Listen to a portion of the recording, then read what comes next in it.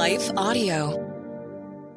Christian Parent Crazy World with Catherine Segars is brought to you by Life Audio and is part of our Faith Toolkit series. For more inspirational faith-affirming podcasts, visit lifeaudio.com.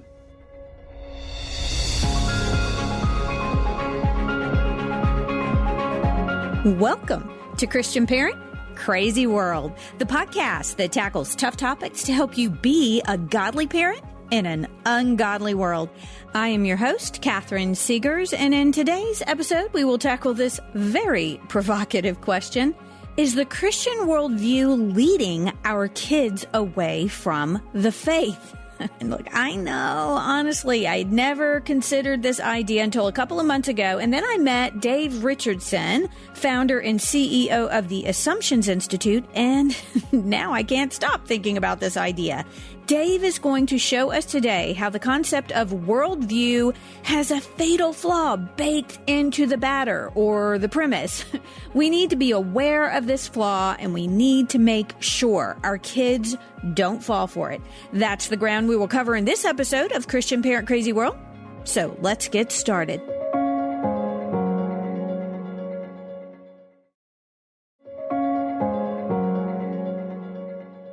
Hit that subscribe button, moms and dads, on whatever app you are listening on, and head over to catherinesegars.com to get my Prodigal Bundle, which is my ever-growing list of resources for parents of kids who are struggling in their faith or have left the faith altogether. That bundle contains all of my articles, my podcasts, book recommendations, and scripture lists for parents of prodigals.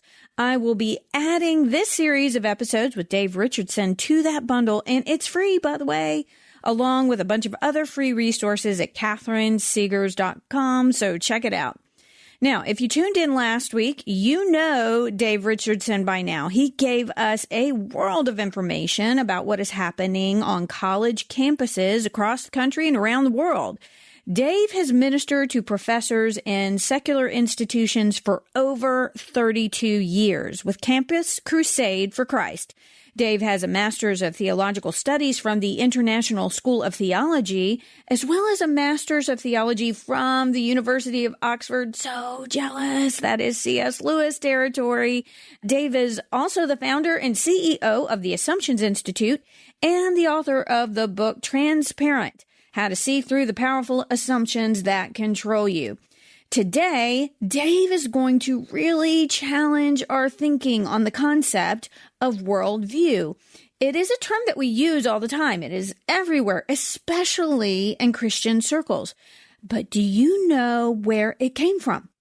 And have you considered what this term really means and how it is used in our culture? You need to. We all need to. This conversation is going to blow your mind. So let's just jump right in. Dave, welcome back to Christian Parent Crazy World. Thanks for sticking around. I appreciate you sticking around to share more of your wisdom with us. Oh, Catherine, thanks so much for the opportunity. This has been so much fun. I know I was going to have a blast with you. I knew when we were talking on the expo floor at NRB that you and I could probably just go on and on and on. So we had a fascinating conversation in the last episode about the state of higher education. And we were also talking about how you have developed a much simpler way to identify where a person is coming from in their beliefs. It's based on assumptions, but we have to start with the concept of truth. So why don't you start by telling us about the crisis of truth that we are facing in our culture right now? That's a really good question. I've been spending time talking with Christian parents and, having raised 4 kids myself and seeing how even in the time from when we were raising our kids to where things are now, that the culture is radically shifting and leaves people with their hands in the air and wondering what in the world am I going to do? Because most Christian parents that I've talked to, in fact, 100% of them really, think that that the fact that their child is a Christ follower is the most important thing as a parent that they want to do, is communicate their faith and pass it on to their children. And when I asked them, how important is it to you that your child remain a Christ follower into young adult life, when they leave home and they're gone to the university or the military or the workforce or whatever, they all consider that mission critical. If they don't see that happen, they feel like they've failed somehow as a parent. Mm-hmm. But then when I asked them, how confident are you that they actually will? 100% of them want that to happen, but only 38% of them express confidence that it will. And so I'm thinking high expectation, but low confidence.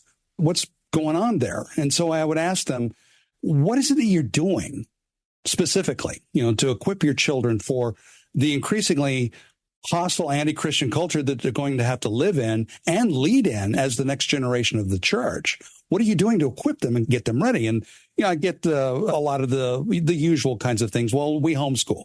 We send them to Christian schools. They're involved in the church youth group and various church ministries. We do home Bible studies, and we send them to conferences and retreats.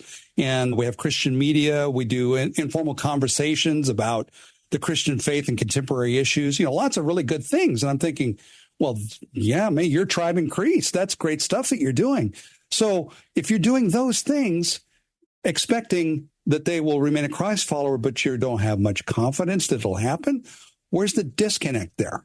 And especially in light of a lot of the research that's coming out of George Barna's Cultural Research Center at Arizona Christian University and following their annual reports that they put out, one of the things that I see happening is that we're actually committing a strategic error as Christians and Christian parents.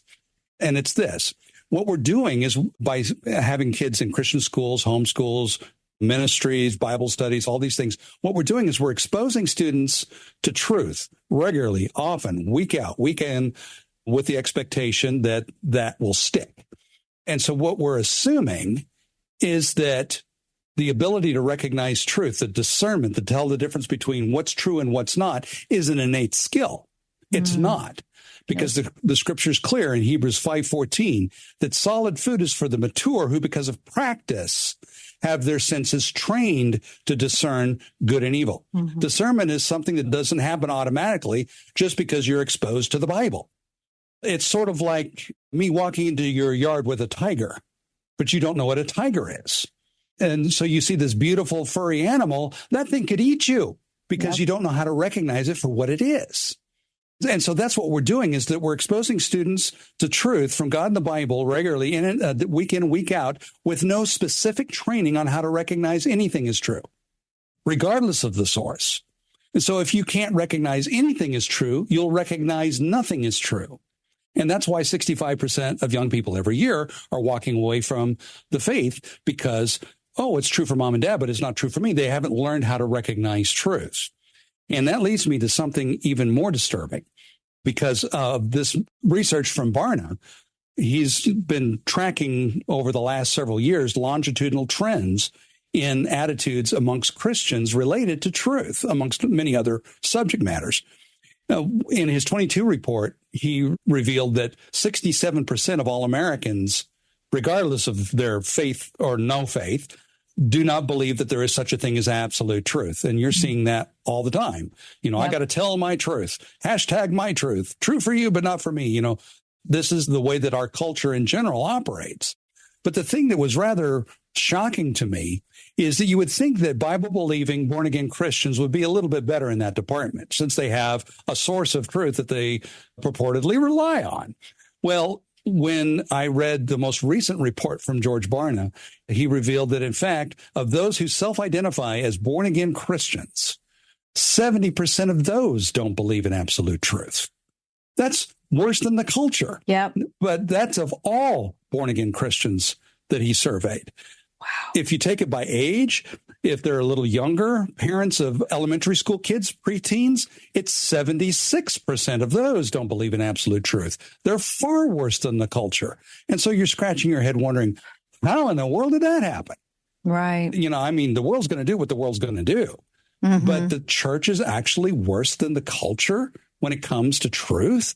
Where did that come from? That's amazing. Well, that, of course, piques my curiosity. And, with all of my background in apologetics, I've been doing apologetics since I was 19 years old. And, I've got a couple of postgraduate degrees in it and all that. So, I'm fairly well versed and know the history of ideas really well. And I was tracing it back. Where did this relativistic way of thinking that we use and see every day? It started about 300 years ago with one of these dead German philosophers that rules the world from the grave, Immanuel Kant. And he came up with this theory of knowledge, this epistemology, where he said that the way that we experience the world is with our five senses, essentially. And so my senses are a little different than yours. And so I'll have a slightly different experience of the world, a little bit different perception. And those things are attenuated by our life experiences, our education, our culture, our language, those kinds of things. So everybody has their own unique view, their own unique perception of the world. And your view is equally valid and true for you as mine is for me, because you're the one doing the viewing. I can't argue with your view. It's your view. That's how you see it. And so for me to say that my view is truer than your view is really not allowed in that way of thinking. Right. And the interesting thing is, that you can see the root of that true for you, but not for me thing in there. Right. That's really where that all started with. And it just kind of rolled downhill over the last 300 years into existentialism and then into postmodernism and all the things that where we are now. But the interesting thing is that Kant actually gave that way of thinking a name so you could recognize it. He called it Weltanschauung, worldview. Yep. That's worldview thinking in a nutshell. When I discovered this, it was really hard for me. Yes. Because I have 2 postgraduate degrees. I've been doing apologetics for 40 plus years. I taught worldview for eons. And for me to come to the understanding that worldview is not the solution to the problem, it's the source of the problem. Because within the framework of worldview, it says every view is true. Right. Because your view is true, my view is true. I'm the one doing the viewing. You can't argue with my view. And the way that we often talk about it is like it's a pair of lenses, a pair of glasses that we wear. The filters our understanding of the world. It's the filter that we interpret things through. And so presumably if I wear atheist glasses and I look at the world, well, I don't see God. I just see random interactions of matter and energy, a purposeless, meaningless existence because I'm wearing atheist glasses. But if I take those atheist glasses off and I put on Christian glasses, then I look at the world and sure, I see God. I see Jesus. I see spiritual powers and principles and other things like that we see out of the scriptures because I'm wearing Christian glasses. So first of all, what that presupposes or assumes is that reality changes because I wear different glasses. Right. And if I change the glasses, then reality changes. But what if I took the glasses off and I didn't put any glasses on? Presumably, there should be nothing there because I'm not wearing any glasses because the glasses generate reality. Yeah. But there is something there. It may be blurry, but there's something there. What is that? What's the world without glasses? This is very intriguing to me. My mind has kind of been blown. We were talking about this a couple of months ago, and I see totally where you're coming from. And we were talking about before this episode that the way Christians use this, apologists use the concept of worldview is not the way it was originally intended, but that is the way others use it. It's kind of inherent in the term worldview, the way you view the world, not the way the world really is. No. And we need that truth of what the world is to match with reality. Rather, it's your personalized view of the world. And I get that. Christian apologists, and I have always used the terminology, and you can't kind of escape it because it's ubiquitous. Even, you were referring to Barna, they call it the world view inventory. Right. It's everywhere. It's kind of a foundational concept that we have. And the way I've always seen it, and I think Christian apologists describe it, is that you have the world, then we're all trying to make sense of it. It exists independent of us, with or without glasses. And through our fallen nature, we're looking at the world. And because we are looking through corrupted, fallen eyes, because of what sin has done to our ability to perceive good and evil, that when the atheist puts on the glasses, they're trying to make sense of it, and they make sense of it in a certain way, whereas the Christians put on the glasses and it brings it into focus. And I think of my own kids. I've got 3 older kids who have to wear glasses. And God bless her, my 3rd child, she is so bad she can be 10 feet from that reading chart and cannot make out the largest letter. Wow. Yeah, it's pretty bad. bless her. I'm like, she always said before she had to wear glasses, she wanted to wear glasses. And I'm like, why did you wish for that? God, why did you wish for that?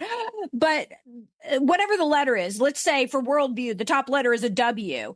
It is a W whether she has her glasses on or not, but she can't perceive it. So the idea behind the Christian use of worldview is that you put on the biblical lens, the biblical worldview, that brings it into focus, and suddenly it kind of makes sense in ways that it hadn't before. But you're right. That's not the way it was intended. That's not how the world works. That's not how the world uses it. They use it in a very subjective sense that everybody has their worldview and that your worldview, all worldviews are equal. And well, not ours, obviously. They don't like ours. It's not fitting into their diversity, equity, and inclusion mantra that we must follow, or imperatives. So I see what you're saying, and it's kind of, I'm coming around to what you're saying. It's blowing my mind a little bit. Like you said, you had a hard time coming to that. I had a hard time with it. I did. And learning that that was his original intention, that's important. Now, sometimes people create things for an original intention, and that's not, it's actually used in a positive way for another use. And I do believe that there is use in the way Christian apologists use the term Christian worldview, or rather biblical worldview. But I am finding, as I'm going through your methodology, that it's much simpler. It's much clearer. There's so many worldviews out there, right? Yeah. How do I have a strategy to meet the agnostic atheist that's a materialist, or the atheist who's a spiritualist? How do I have a strategy to reach a person who is just a spiritualist, or maybe a pantheist? When you mix in, these other things. Therapeutic moral deists. That's another one that there's a lot of those. There's a lot. Yeah. Therapeutic moral deism, good grief. That's kind of like Hallmark theology. And there's so many different ones. I'm finding your method of determining where a person is coming from, only having 3 different categories. That's so much simpler, and viewing it through that. And so I'm seeing what you're saying. I totally am. And I think your ideas on worldview are extremely compelling. I think going back to the root of something and understanding what it was originally intended to be.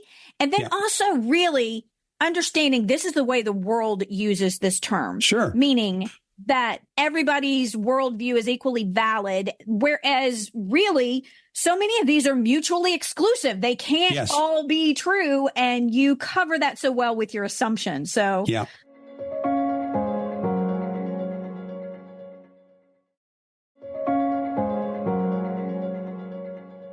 let me tie up the conclusion that I use with this. Because the way that we explain the Christian faith is using this term worldview. Mm-hmm. And within our own circles, we have our arguments and our reasons for why it's true. But of course, what happens frequently is that you go outside Christian circles to the world and try and advance the Christian message using that framework. What happens? You just get dismissed as, well, that's just your worldview. This is mine. I'm glad that works for you. This works for me. And we're done dancing. Mm-hmm. Because using the language of worldview, the framework of worldview, you can't say any other worldview is any more true than any other. Because that's the way that the framework works. Right. Christians tend to tweak it because we believe there is such a thing as universal truth, but the framework itself says there is no such thing. And so it's not a very effective weapon to use. The culture's moved on and we haven't. I think you're right, Dave. I think you're right. It's like, last year I was up at a conference in Norfolk, Virginia, and went to visit the USS Wisconsin, big old Iowa-class battleship from World War II. Fascinating. I used to live up there. It's ported in I actually right there downtown. I got engaged right near there. Oh, nice. That's nothing to do with anything, but we got engaged in downtown Norfolk there. But the interesting thing is that I discovered that ship is actually still part of the Navy. It's not completely decommissioned. It actually could be put back into service. Yeah. But the Navy doesn't. Why? Well, what would happen to it if they actually put it back into service? Because, its job is to go hunt down ships and sink them. Yep. Well, long before they ever arrived at their target, they'd either be hit by a cruise missile, by an airplane, or a submarine. It's an outmoded weapon for a bygone battle. It's a nice museum piece, but if you actually used it in a modern battle, it'd be at the bottom of the ocean before it could ever get engaged. And that's what happens with us using worldview. It's it's a outmoded weapon from a bygone battle. We're fighting space battles with cavalry. You can do that if you want, but you're going to get shot down. Wouldn't you rather have particle beam weapons? Mm-hmm. And, the crazy thing is the way we explain and defend the Christian faith is using worldview. And then we're scratching our heads wondering why 65% of our young people walk away from the faith every year saying, well, it's true for mom and dad, but it's not true for me. Mm-hmm. And our pews and our pulpits are full of moral and truth relativists. Well, It's because we explain the Christian faith using a relativistic truth system called worldview. And then we're mystified by the results that we get. Yeah, you're making really great points here, Dave. We're doing it to ourselves. Yeah. Ourselves. There's a much better way to do it. I'm trying to come up with arguments for it. And I'm drawing some blanks here because, and like I said, for the last couple of months, I've kind of been mulling this over. And like you said, we do use it in a way that does make sense to us, but that doesn't make sense to anybody else because that's not how worldview is intended to work. And that's not how they use it. Right. Well, and in fact, you have just used the language of worldview. Mm-hmm. It's true for us. It's true to us. Well, that's how we inherent in the way we see it is that truth is universal. Yes. But they're seeing it as being, optional, that truth can be universal. Well, it can't be universal and non-universal. It just can't. At the same time, of course. These are mutually exclusive. And and there's some worldviews that do believe in universal truth. Ours, the biblical worldview, I'm still using that terminology, does believe in universal truth. But you're going up against these other systems that don't, or other worldviews that don't believe that. And that is, like you said, that was not the intention of the term in the beginning with comics. No, and the way that it functions in reality, it really doesn't. So if reality changes with our glasses, if reality actually does change because you wear different glasses, well, then you're perceiving me right now. You're actually creating me right now. That basically, that leaves you a prisoner of a reality of your own making. That takes you to solipsism, that's dangerous. Okay. Let me ask you this. Now, as I said, I've always seen it as that the view doesn't change, that they're putting on the lens to try to properly understand reality. But you're saying that's not how they're doing. That's not how other people view worldview. No. Because that's how I've always seen it. Well, see, that's how all the woke stuff gets into the church, is with worldview. Okay. Well, if you see the world through the lens of the oppressed, then all of a sudden the world changes. And so they've got bifocals on, right? They've got kind of like this, a Christian worldview down here on one level, but on the top level where they're looking through the world, they're seeing it through a cultural Marxist lens of oppressor and oppressed. And so it changes reality because of it. Yeah. But if reality does not change, so, either reality changes or it doesn't change. If it doesn't change, then who cares what glasses you wear? Mm-hmm. Reality is what reality is. The question is, what is it? Right. What is that reality? And that leads into the system that I use. Based on assumptions. Based on assumptions, yes. Tell us what an assumption is then. So an assumption is something that we all do. People will warn you, be careful about making assumptions. You can't. Yeah, Oscar Wilde, right? You can't help it. You will do it. It's unavoidable. So it's better to be informed about them and be careful about them rather than trying to avoid something that is unavoidable. The reason that we all make assumptions is because none of us are all knowing. Mm-hmm. We're limited in what we know. Right. And so just spend a little time with a 5-year-old. You'll find out where that limit is. Why, Grandpa? Why is that? Well, it's because of this. Well, why is that? Well, it's because of that. And, after a while, you've been there. You've done that. Right. You eventually reach the wall. Well, you reach the limit. You say, I don't know. It just is. Yeah. And when you reach that place of, I don't know, it just is, you've reached that limit of what you know and don't know. And when you reach the edge of what you know and what you don't know, you have to assume something about reality that you don't know. Mm-hmm. I don't know. It just is. Mm-hmm. And that thing that you assume about reality is the thing you do not question, because if you question it, you can't make sense of anything. And it's the thing that you cannot prove. It's probably not even provable. Like, for instance, for the person who's the materialist. We've talked about materialists in the last episode. Define what that is briefly for our listeners. A materialist is somebody that believes that everything is just matter and energy. There's nothing non-physical like minds and spirits and things like that. None of that's real. None of that's important. The only thing that's real or important is the natural material world, matter and energy. That's basically it. Right. Well, if that's true, that that's all there is matter and energy, do you know that? No, you don't. You're assuming that. And how do I know that? Well, because is it possible that something non-physical like God or anything else non-physical exists beyond the scope of your knowledge? Unless you're all-knowing, which you're not. So is it possible that something non-physical exists beyond the scope of your knowledge? Well, the only way you can eliminate that possibility, the only way that you can prove that there's nothing out there is if you had access to all places at all times, which you don't. That would make you God. Which would also make you God. So see, there again, there's a limit to what you know and don't know. And when you reach the edge of that, you assume there's nothing non-physical beyond the scope of your knowledge. You don't know that. You're assuming that. And so the basic assumption about reality is the thing you don't question, you cannot prove, and it's the thing that you assume. And how do you make an assumption? You don't know it, you trust it. So that is your basic faith commitment. The thing you don't question, you cannot prove, and you accept on faith. Every human does it.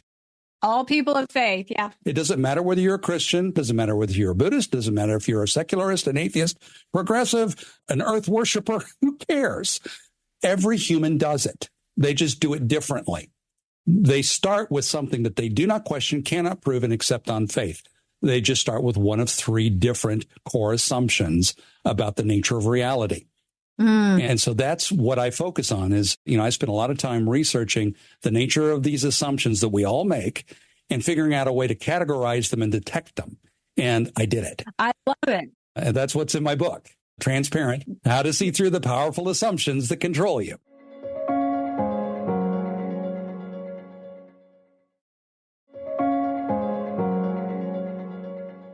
Next week, moms and dads, we are going to dig into those assumptions, I promise. But if you are like me, you need a little time to process what Dave shared with us today. I personally think that it is mind-blowing.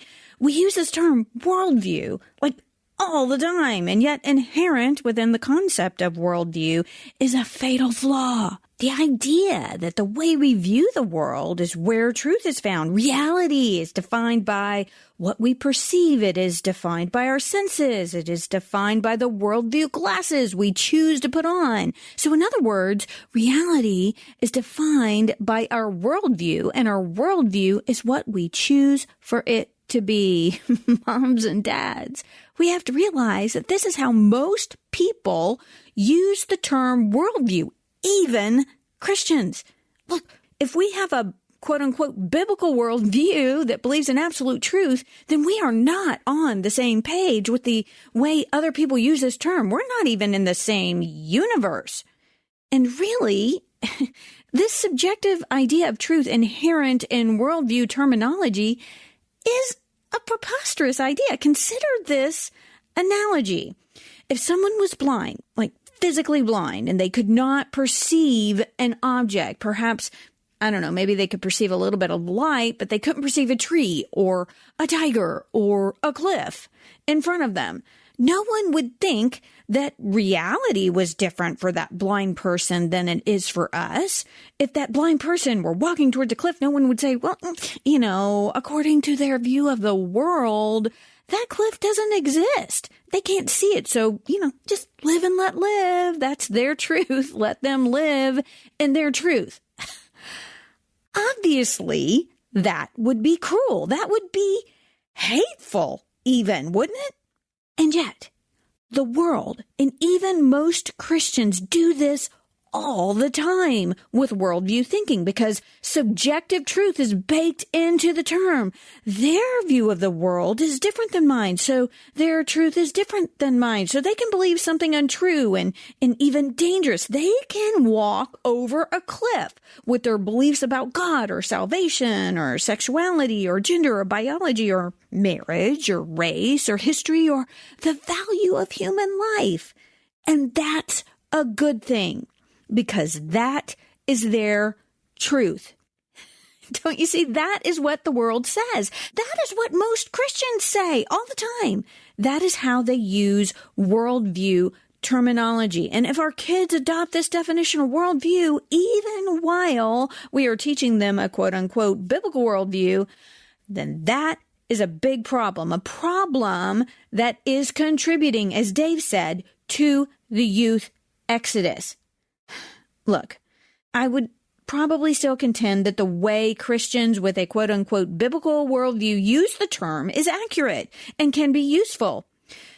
But I also have to acknowledge that we may be inadvertently shooting ourselves in the foot if we teach worldview terminology to our kids without acknowledging this fatal flaw, because that is not the way the word was intended to be used, nor is it the way the world uses the word. And I keep coming back to what Dave said in the interview. I think this was really profound. He said, we're using the wrong kind of technology. We're using cavalry, you guys. We need to be using space-age technology. And in some ways, we've just outgrown this term.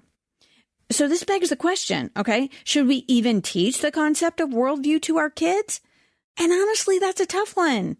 As I mentioned before, everyone uses this term. The most respected Christian research organization in the world, Barna Research, comes out with their worldview inventory every year. That's what they call it.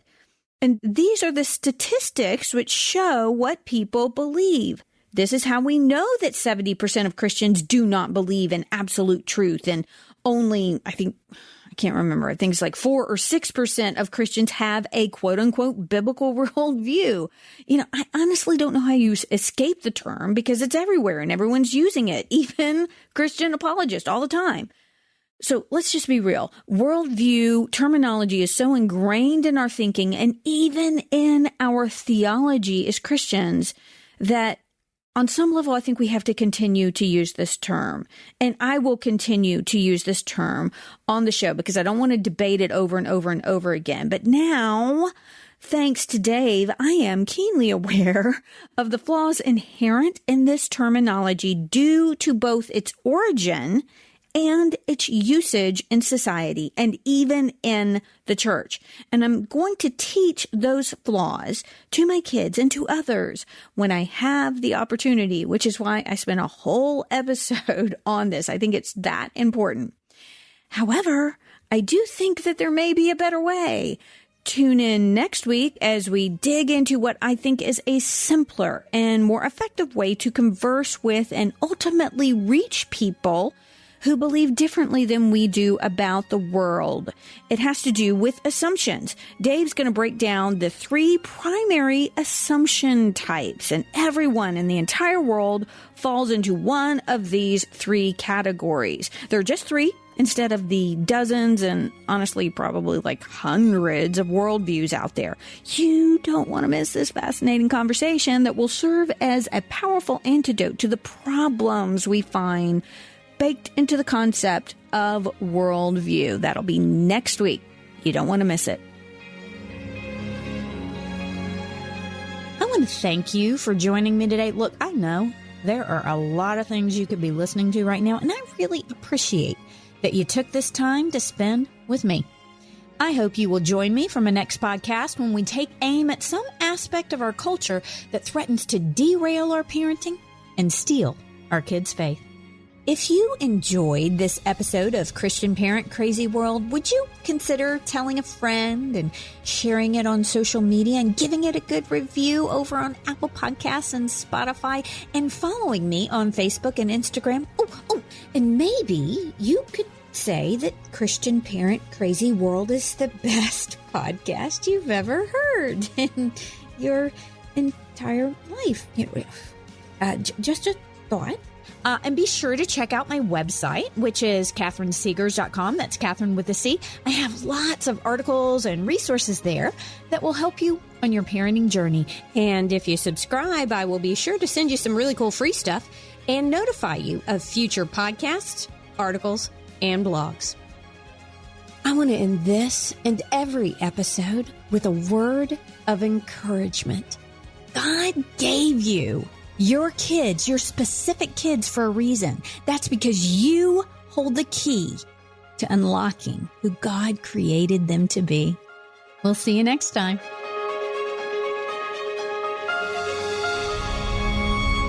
Christian Parent Crazy World is a production of Life Audio and Salem Media. If you liked what you heard today, please take a second to rate and review this podcast in your favorite podcast app so that more listeners like you can find the show. For more faith-filled, inspirational podcasts, visit us at lifeaudio.com.